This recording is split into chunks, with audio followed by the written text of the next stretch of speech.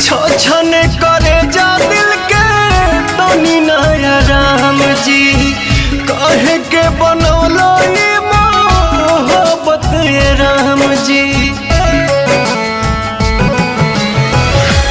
छन करे जा दिल के तनी नया राम जी, हाँ कहे के बनौलो ये मोहब्बत ये राम जी।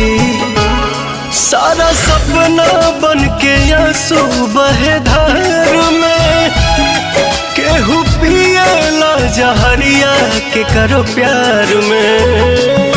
सारा सपना बन के आंसू बहे धार में, केहू पिएला जहरिया के करो प्यार में।